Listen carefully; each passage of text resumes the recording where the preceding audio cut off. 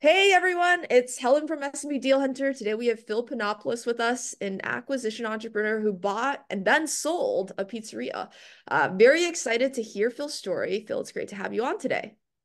Yeah, it's a pleasure being here with you, Helen, and I'm excited to share what I learned and share the whole story. Yeah, well, Phil, look, let's get started. What's your background? How did you get into acquisitions and buying and selling businesses? Absolutely. So it was really on a whim how the pizzeria fell in our lap, but I'll start before that. Born and raised in Chicago, outside Chicago, in LaGrange, Illinois, and I was a heavy soccer player. I did all that. That's kind of where my story starts. I'm 24 now, Wow. and we got into the pizza when I was 22. My brother was eight 18 at the time. Yeah, I'll kind of backtrack a little bit though. After high school, I went to University of Utah, studied finance. Great time, great state, great business college as well. And I got myself into commercial real estate my senior year, and I was selling commercial mortgages. I really kind of got an understanding of the business world my senior year. This is really starting the second half of my senior year, and it was hard a little bit to be successful in the in selling finance there because the LDS culture is pretty heavy, and I'm not that. I'm a Christian, but I was always kind of on the outside of that. So I was I was successful in a little bit, but not as much as I could have been. I will say that the group I worked for was a small brokerage, and they were fantastic. It was about 8 people. Culture was beautiful, very engaging, very welcoming. They taught me a whole lot, um, and that was a big foundation of where I wanted to take the pizzeria when it came into the story. So I wanted to mention that as well. But yeah, I was doing commercial real estate up until my graduation, a little bit after, and I finally left the firm, and I was home for the summer, and that's when the opportunity fell in our lap. So the pizzeria has been around, obviously it's still running since 1982, and the owner had a number of locations in Chicagoland, Pilsen, Westmont, and the one that we ended up purchasing, which was Countryside, Illinois. And he never had more than one at the same time. But regardless, there was one in Countryside, Pisa Pizza, and yeah, kind of through the network, we ended up finding out that he was selling it to his daughter, and he ended up. Sorry, I'm getting a little bit ahead of myself. Um, Yeah, I guess my first brother, to yeah, interrupt you a little, please. you were in commercial real estate in college while I was like partying and sleeping in college. So props to you. I feel like a total slacker. That's awesome. Thanks. Um, so were you still in school? I guess did you just graduate and you kind of moved back and you found this opportunity, moved back home and found this opportunity, or am I getting that timing right? Yeah, the timing, I was in commercial real estate up until my graduation. So I ended up leaving that, and I was home when the pizzeria came into picture. Wow. How did you manage working in commercial real estate while in college? That's incredibly entrepreneurial of you. That's awesome. Yeah, it was a lot. It definitely wasn't easy. I don't know if I would consider myself an entrepreneurial, have that gene, that everybody talks about. I don't think I do. I'm very good at following specific directions, and that's what the firm did, Integrity Capital. They were very outlined, and they had a very clear process, and I think that's why I stuck with it, and that's kind of where it really had me stick with it, and that's why it kind of helped me get through school. And we also had online classes, majority because this is post COVID. Oh, This right. is 2022, so that alleviated some pressure being able to do commercial real estate as well. But yeah, Wow, that's actually nuts. Did you always know you were gonna go buy a business after graduation, or the pizzeria opportunity just kind of fall in your lap, or how did that yeah, come I about? yeah, it definitely fell in our lap. That was not something we wanted to do. And again, I went it with my brother who was 18 at the time. And a little bit of background on him. He was never, still is, never not a school guy, which I am. I like the books. I like to read. I like to, I'm very organized, and he's not. So his plan post high school, since it's a 4 year difference, was to go in the military, um, and just do that. So this fell in our lap, and we're like, well, I was, out of commercial real estate, and he was on the fence about going into the military. So we're like, well, maybe we should really consider this situation, and we did, and we ended up purchasing it. So what Um, was the situation? This guy was looking to sell to his daughter. How did you guys kind of get into this opportunity? Absolutely. So he sold to his daughter a year and a half before we even knew about them selling it. So it went from the original guy to his daughter and two partners, so three of them, and then they ended up selling to us in August of 22. The reason I bring up that transition from the original owner to the three partners, is that seller financing was involved, and which is super unique. So this is what I really wanted to share. Me and my brother, we know we had some capital and we wanted to get into we didn't want to get into something, but when this fell in our lap, we had some capital to put up. So when we got into it, saying like, well, are you able to seller finance? And it turns out that they had a note with the original founder, we'll say, at 1% on their money. So it was ridiculous to not take that for us. And we're like, well, we'll obviously take this from you. If we can keep that note, we'll just pay your equity out. And they ended up agreeing to it. And so it was a no brainer. And that was kind of something that really pushed us to say, yes, let's do it, because it was really cheap money.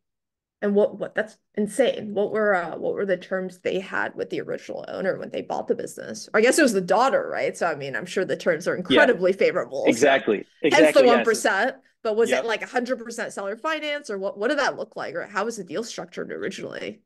Yeah. Originally it I believe it was 100% seller financed. And um, at 1%, like you said, he didn't want to gouge his daughter. He still wanted his daughter to be successful. He was retiring. Mind you, he's 80 years old.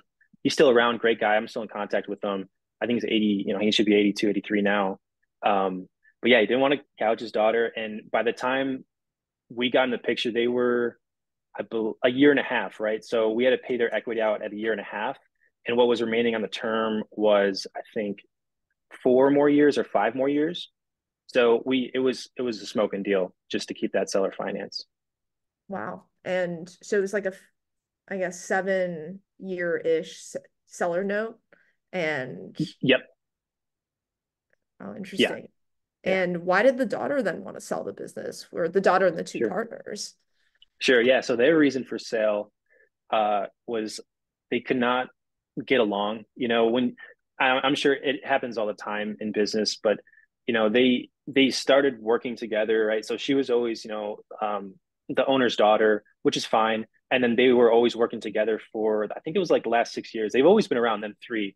But once they got into an ownership position where everyone had a say and an equal say, it broke down in the relationship. So um, management was bad. The quality suffered. If you look at reviews and you date back from when they came into the picture, the ratings went down. The food quality was down. Reputation was bad. Not terrible, but it was bad. And so they just wanted to walk away from it really sooner than later. So with that falling in it, like, it was a local pizzeria. When we heard about it, and it just made sense. Like there was blood in the water. Not to say that, I mean, we're not gonna like go in, like we recently just asked, like, can we just keep the seller financing and we'll take this off your hands? And they were like, yeah, we want out. We want out quick. Um, Wow. and so that And that's why they wanted to sell. and you just heard about this opportunity through your personal network, or how did you sort of get in Yeah, touch? yeah, and it was right down the street from us. We used to get pizza when we were younger, not really in later life, like pre high school, and they had some contract with our middle school, so I knew it from them, from there, going way back. And we're just kind of got around, and we stopped in, and it looked the same as it did 10 years ago. Old pizzeria is 1,200 square feet, very humble spot, dusty, there's flour everywhere, old computer, slideshows, was dated on the flat screen TV. It was exactly what you'd think it would be, like a Chicago pizzeria, pickup and delivery restaurant. And what did you see in the business that made you guys want to buy it? Other than obviously Mhm. the attractive terms, did you just Sure. feel like it had a maybe like historically a strong reputation that you could turn it around, or was it already profitable and doing okay still despite sort of the Yeah. declining ratings, or what did that look Yeah. like? Yeah. So it was cash flowing at the time. And the biggest, we just, if we knew what due diligence was, me and my brother, it would have been, I mean, I, if with small to medium sized businesses, it would have been so much different. Because we did zero due diligence other than seeing that it was cash flowing. The finances were not great. Like I knew they were shaky going into it, what he was keeping. Um, but that's that. I wanted to mention that we made such a mistake in the contract. No due diligence. Our lawyer, family friend, he didn't even want to touch this. He was like, "You guys just you're on your own." So it was effectively a contract on the back of a napkin. It's the transaction. Why we wanted to do it was we spent 2 weeks, like, hey, like we're interested. Can we just 2 weeks? Can we work it with you? Can we just be there in the kitchen, see how it works? And what really made us interested was it was still very efficient with the food. So there was almost zero waste. Um, so with pizzerias, you typically, depending on how you are, I mean, with any pizza restaurant, it varies greatly. This is Chicago thin crust, so the way you make it, or the way we were making it, you put the dough on screens, and typically you would take a cutter on and circle it out, and then you got some dough waste. What they were doing and what he's been doing for the last 30 years was for example, you'd pre-weigh the dough balls, and then so anytime you roll it out, it's exactly the same each time for every single medium size, large size, small size pizza. So that was one thing. Same thing with the sausage. Zero waste on sausage. I should say, they pre-measured it, and the cheese was pre-measured. So there was almost zero waste. Wow. And so we're like, okay, that's interesting. It also took, I think at the time when we first got there, it was 8 minutes to cook a pizza from start to finish. And I was like, well, that's very quick. We didn't think it was gonna be that quick. So that was another thing. And on the other side of the coin, we saw that there was absolutely zero marketing. The marketing was bad. Not no custom boxes. It just didn't exist. But they still had fairly good ratings at the time. So I was like, okay, that's an area that we can improve. And so it all kind of made sense that if we can do these small changes, we can really turn it around and obviously be successful on a larger scale. And so that's kind of what really made us want to commit to it was the efficiency of it and the lack of marketing. And I mean, there's just ways we can improve it, even physically too. So like there's some equipment that was so out of date. I mean, the dough roller was I think purchased in 1998, and it just was squeaking the whole time. And so there's areas that we could really improve it. So the end goal of purchasing it was to franchise. So we saw that it was so quick to make a pizza, people liked the recipe, and there was no waste. And we thought we could scale with multiple locations in the future. Got it. Oh, that's interesting. And I guess how did you get comfortable with the financials not sort of running much diligence on it? Or how big was the business, if you don't mind sharing? Sure. Yeah. So we had going into it, it was 8 employees and revenue was in the low 300s. And off the top of my head, I'm not sure what the numbers were for COGS and payroll and such, but I can tell you when we exited, we managed to bring, revenues up to over 550,000 from low 300s. We lowered cost of goods 7%. And, I was taking notes before this, our NOI was up, I think 30% because of that. And there's some things that we did um, that really helped us out that I'd love to get into. But managing the finances, it was just, I mean, it was a mom and pop shop, so everything was on pen and paper.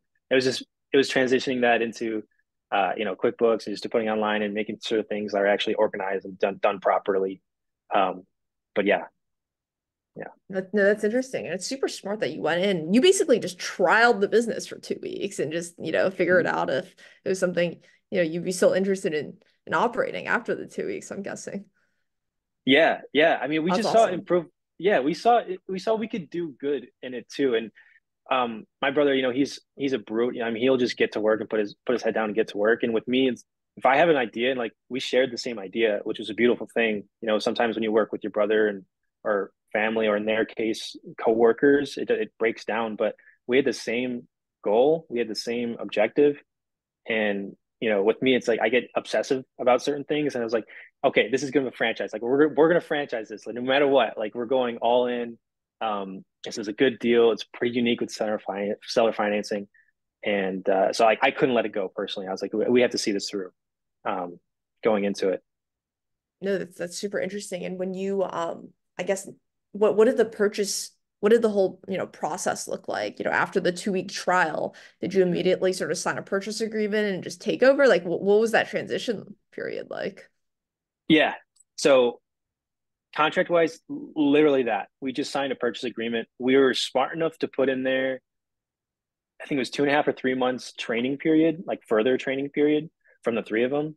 And we held a little bit of equity throughout that because I mean there is some behavior that we saw from them that it's not worth getting into detail, but it was like, okay, we're not gonna pay you out now. We're gonna wait till you train us fully after these 3 months and we'll pay you the rest of the equity, or their equity at the time. And so we did that, and so they trained us. It was good. It was kind of shaky towards the end, obviously, because that's kind of what the situation was. But yeah, we had 3 months of training their practices, how to do their financials, the way they were doing it, and how they were making the pizzas, and how it was all operated. Um, so it took about that long to get used to it. My culinary background also, by the way, is ramen on a good day and then bread and butter. Like I am not still not a food guy. Um, but I love we that. yeah. And were the three of them working in the business the whole time, or what did that look like? I mean, they had employees, Mhm. I'm guessing, making the pizzas, but what were their roles? Prior to us. Yeah. Yeah, owner operator. So they're all owner operators. So at the time they would just rotate on the schedule. One guy was the finance guy. The daughter was, kind of PR. I mean, she was, all in the kitchen doing stuff. And then the third guy was also in the kitchen doing everything, but he would do um the product orders. So the food ordering on the weekends, and that's how they divvied it up. And Oh, so they were actually making the pizzas themselves. correct. Oh, wow. Okay. Did not realize that. And did you guys Yeah. go in out during those 2.5, 3 months? You guys were then, I guess, also making the pizzas, or did you eventually hire more staff? What did that look like? Yeah, so we were slow to do that. We're slow to delegate, and I mean, mind you, this is something that we obviously never have done. But we're slow to hire for a couple of reasons. One, because didn't know how to do it, and two, I really wanted to establish a culture that I had at Integrity Capital at that commercial firm that I was in my senior year, and it was hard to do that because in this industry, there's a lot of turnover, and no matter what you do, I learned there's always just going to be turnover. Like kids are there, the demographic is really just high school kids. And then, you got some older drivers. Um, they're just there to make the hourly pay and get out and go home. Yeah. So it's hard to establish that. So I was really picky at the beginning on who we were hiring. Um, so we're slow to do that. And in terms of management level, we were the managers, me and my brother, we split it up until that following July of 2023. And then we got a little bit smart and we're like, okay, things are pretty automatic now. We did a lot of improvements. Should we think about, taking a cut in our salary and hiring a manager? And we did. And I wish we've done that so much sooner because it just frees up your time. I mean, it's dumb to not to. So we were owner operator for a long time and up until July, and then we found Ashley, who was amazing, and she did so well. Wow. And tell me more about I guess the general manager. How did you hire that person? Like, what did you look for, and what was that Mhm. process like? Yeah, number one was experience. We had a pretty unique point of sale. We also came off of, I don't know if you're familiar with Microsoft DOS from the 80s. So that Yes, was heard our of operating it. system. That's crazy. Yeah, so placing orders we would do on the keyboard would be, for large it'd be L enter, and then if half pepperoni, half sausage, P/S enter, and then you go to another line and you'd have to do that. And it was ridiculous. So we went from that operating system to soft touch, which was a massive step up, but it wasn't the greatest. I would say Toast is the greatest. Toast, you see that everywhere. But we didn't want that monthly pay, that monthly fee. So soft touch was a one-time fee. Anyways, our point of sale was little unique still. So we wanted someone with experience that had a background in just doing that. And it's not hard to get used to, but we still wanted someone who was experienced with that. The manager, we had her, full time, so she was going to be the face of the company. So, we wanted someone who just knew what she was doing, could talk to customers, um, could take criticism well, and she hit all those points. And Ashley was fantastic. Uh, she was a force. She kept the kids in line when we weren't there, and it was just fantastic. That's what we're looking for was those. And how did you compensate her to make her feel like, she had ownership and, you Yeah, know, was incentivized to, grow this thing with you guys? yeah, yeah. Great question. We were considering giving a split of revenue, about 1%, as a bonus at the end of the year. We ended up not doing that for a number of reasons, but we do like a meal every day. Any day she's working is a free meal. We'd also kind of give her a little bit of bonus every week in cash, um, just like that, things like that. And me and my brother were very, open. And it's to make her feel at home. Like she also had two kids that she was juggling. So she sometimes she'd be like, "Look, I just can't make it. The kids are sick." So we would obviously step in and just say, "Don't even worry about it." We weren't like the bossy type. It was good. It was a good relationship. It was a good fit with Ashley. No, sounds like it. And what did you guys focus on? I guess that I guess even before you guys hired her, and it sounds like you had, switched this to soft touch. Like what else were you guys focused on? Mhm. What kind of made an impact on the business? Yeah, yeah. So I think the biggest, I don't know what the biggest is, but a big turning point was just making it even more efficient. So what we came into was a menu that was super bloated. So there's all these sides, and we get it from our food provider, and you'd kind of it was just so tough on a Friday night when you had a frozen chicken nuggets that cost you $2 and your margin's 50 cents to throw it through the oven twice because we had a conveyor oven. Super simple to use. It was great. But to do that when everyone's yelling, everything's going around, it was ridiculous. So a big benefit that we had was just shortening the menu. And I think a lot of times if you buy a mom and pop restaurant, regardless of what the food type is, the menu is going to be bloated.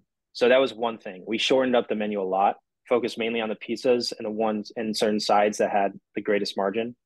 Um, so that was one thing. The other thing we did Smart. too was just, yeah, yeah, and then another thing too was, um, I'm sorry, was sorry, I lost my thought there. Was No the worries. marketing aspect. We tried to build a brand, right? So the brand was always, homey, welcoming, just very family oriented. There's always kids coming in. One thing we wanted to do was have custom boxes, which took way too long. It took 6 months to get, but we designed them. But once they went out, which was about June, July, that was a big hit as well. It was a big social media announcement. Look at our new boxes after 32 years. Come check it out. We had a big wave, and that was great as well. That was a good push. I should say another push too. So, oh yeah, was shortening up the efficiency. So, since I get super analytical about things, I kind of obsessed over it. So we wanted to shorten the pizza times from 8 minutes down as much as we could, and we ended up doing it down to 6 minutes, and that was a big selling point to when we did exit. So a lot of the problem that was going on with the actual operation of making a pizza, things were just out of place, and it was the simplest weeks, I should say, that sped the process up so much. So when you reach, for example, we had we also had a huge expense on just capital improvements. Like we bought a two-door cooler that used to be one. We would have the dough balls rotated in a way that the most common, which is a pickup special and a large, obviously we're on top. By doing that, it was like we were timing it. It was like 4 seconds. Okay, that added 4 seconds, but we're just reordering where the trays were. It's like okay, and then we ended up buying a new prep table where the sauce held more sauce, so it lowered the time to run in the back to get more sauce just to refill it. And so that was one thing. That was another thing that did that. That lowered the time. And it was just the way things were ordered were just incorrect. Obviously, the biggest topping is sausage. We're gonna put the sausage towards the front of the line, where those go, and it saved 2 minutes. It saved 2 minutes, and we would go through, mind you, sorry, I'm kind of going a rant, but um, we would go through No, 400 it pounds of sounds like the things you need to obsess over. So yeah, that's yeah. And I got into it so much, I smile. But we would go through 400 pounds of cheese a week.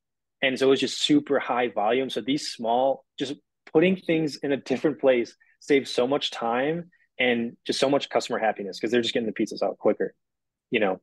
Um, so that's really what it was. And then we did a little bit of change on the front end. So obviously a new point of sale, but the the process of when to get a pizza, where to get a pizza, because we had a warmer in the front, depending on how we stack it, because we ended up knowing which customers were going to come at which time.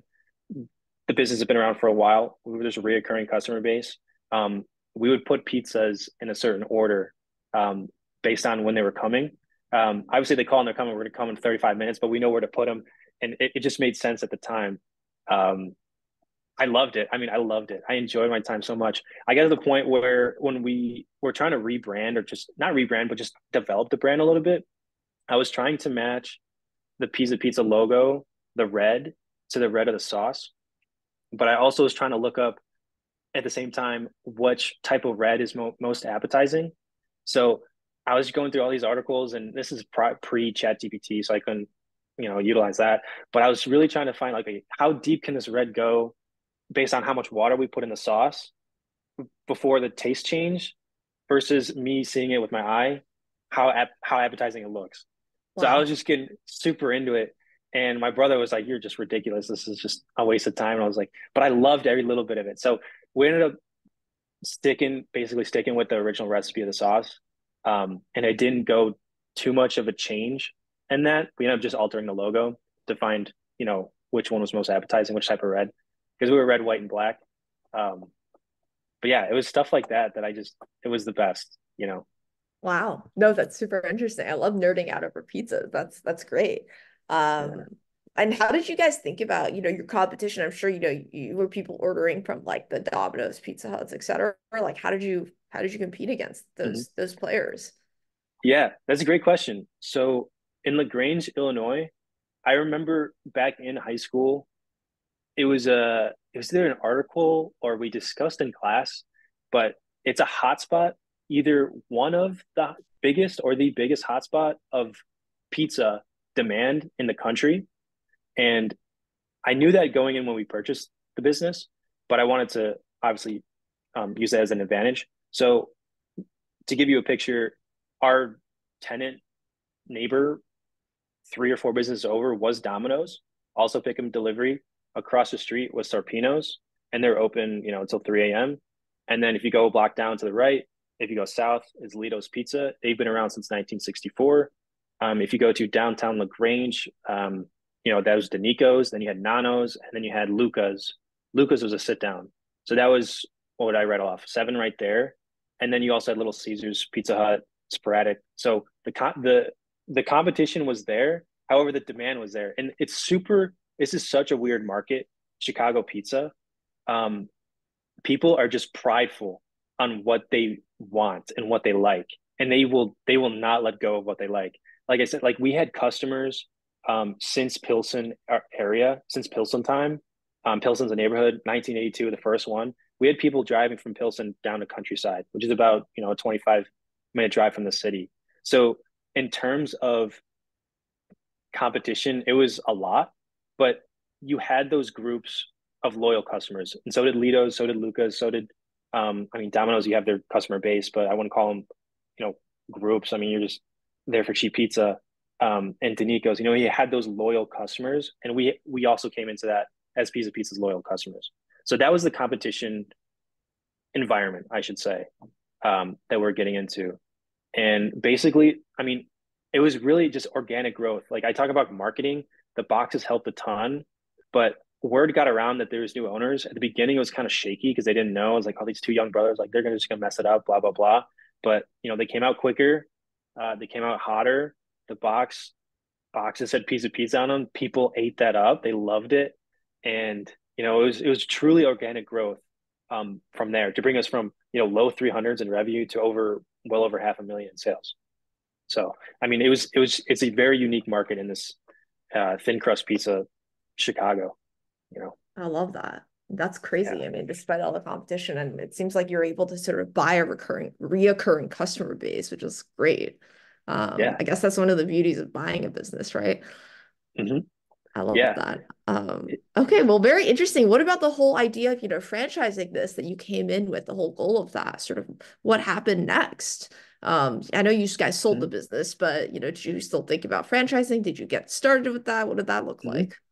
Yeah, yeah. And so since day one, we were just trying to tweak it to franchise and to be as hands off as we can because I know like we wanted to have that model. We only had that one location. Wanted that to be the product model for the franchise, and so we're really trying to hit how efficient can we get, how hands off can we get, and is the quality still going to maintain the quality that we have, and so we're doing that since day one. So the idea of franchising, everything we did was oriented to franchise. Um, for example, like the suppliers, our boxes, like we were capable of, I might mess up the numbers. My brother knows more about the box numbers, but I know that we had like our cap was well beyond 4 locations worth, of supply. So like we were proactive in that. Like so we know that okay, our boxes are able to have 4 locations. Um, we already know our supplier, which was Battaglia, big supplier, that they do the all Chicago, basically. We're good there. Okay. Um, in terms of culture, we're trying to build it out. We have our mission. We kind of have our, what we want to see in management because Ashley worked out great. Okay, that's good. Okay.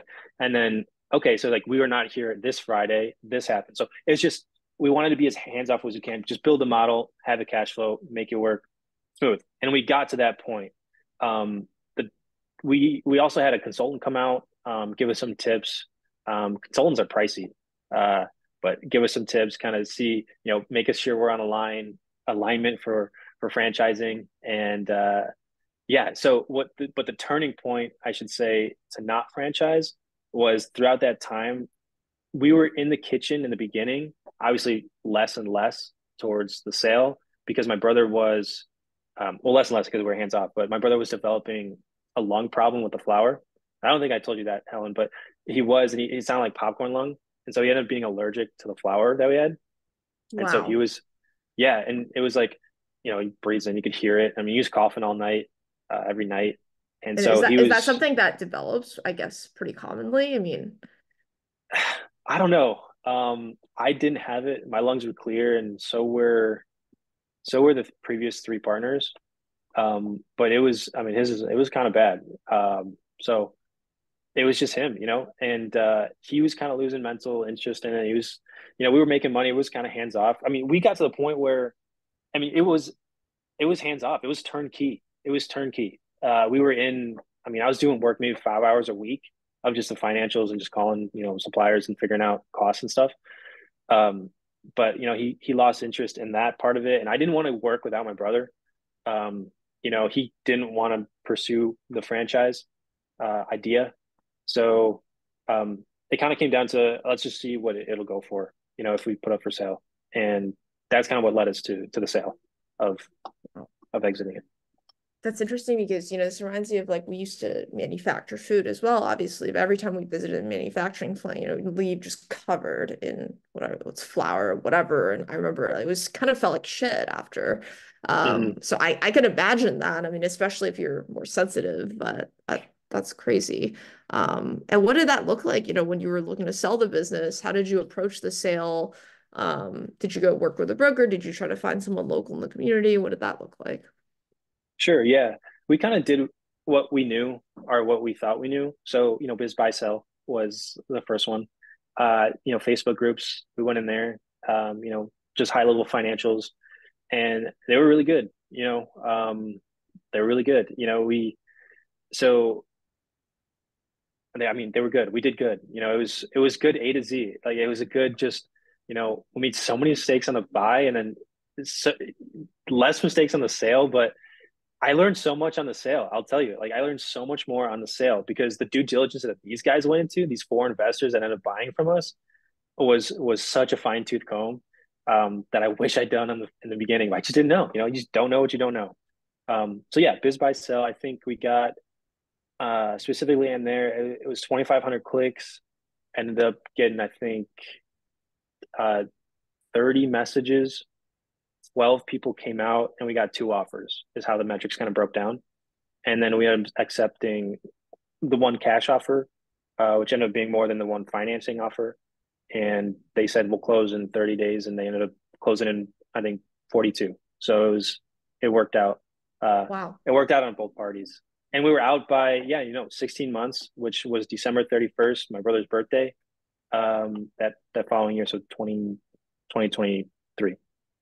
Um, yeah, so it was good. I mean, I'll tell you the biggest selling point was what we hit on the most, which was efficiency. They saw that they were coming into, I should say, it was four guys. One guy was in talent acquisition. Another guy was, a 20-year chef.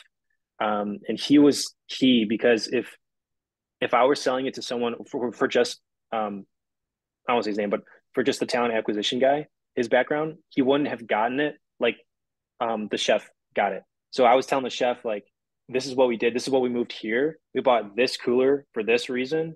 And this person goes here. This is the phones person. Here's our script. This is, I just went total nerd on him. And thank God he understood all that and it resonated with all of them. Which is super reassuring too, from not being in the restaurant business, but he's like, this is going to be a buy for us. We're going to buy from you because of this. And they came into it also looking to franchise. I'm sure maybe down the road, Pizza Pizza will be a franchise. Um, they're doing good now, but yeah, on the sale, we just hit home all the improvements we did. It's a clean restaurant now. You have a good staff, and yeah, they committed to it, cash offer, and it was all good. Wow. Congrats. That's huge. And how long ago was that? That was 6 months ago, so December 31st. So yeah, just a little over 6 months ago. Wow. Congratulations. That's awesome. That Thank must you. feel great. And that was such a quick turnaround. And, are you gonna buy another business moving forward? Any thoughts on that? Or I know you mentioned, I think you're working on something else now, but do you see sort of Mhm. another business acquisition down the line? Yeah, I definitely do. I definitely do. I'm gonna approach it so much differently than the way we did August 15th of 2022. I definitely see myself doing it in the future. You know, um, man, we just had such a great time though, with Pisa Pizza.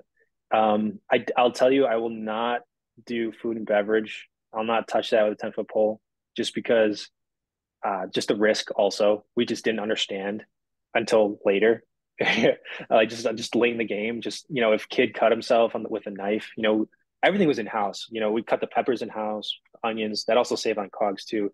Um, just by manually doing a lot of this stuff. Also, a selling proposition to the customers. Everything's in house. Everything's from scratch.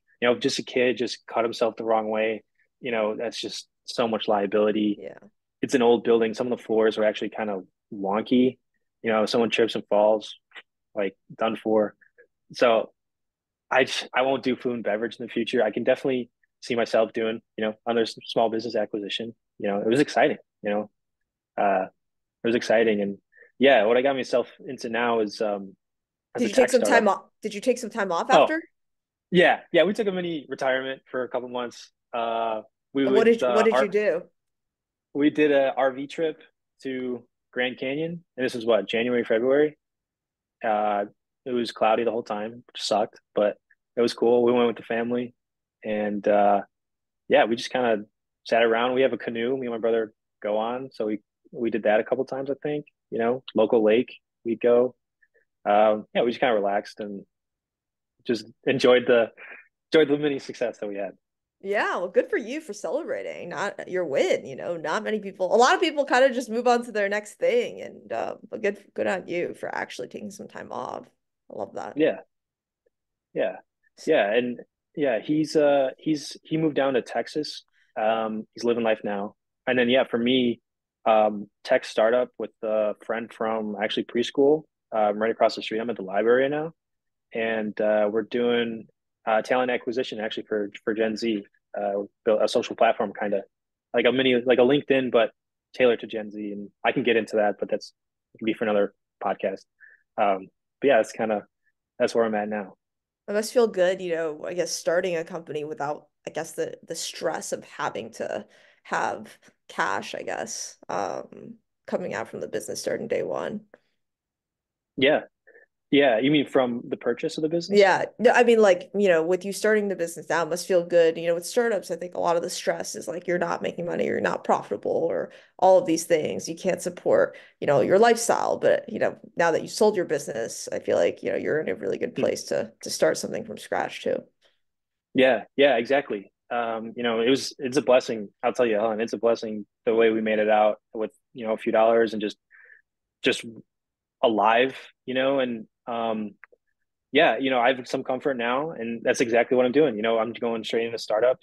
I can float myself with zero to no pay, zero to little pay, and just tackle something bigger. And I know you've lived that and are living that, similar or in the past, right? And yeah, it's just the next project, I should say. Well, very exciting. Yeah, love to hear more about it next time separately, but that's awesome, really, Phil. Good for you. And I loved hearing the story. I mean, I guess one final question is just, any sort of last words of advice to folks who are maybe thinking about buying their first business. Mhm. Last word of advice: be picky with your partners.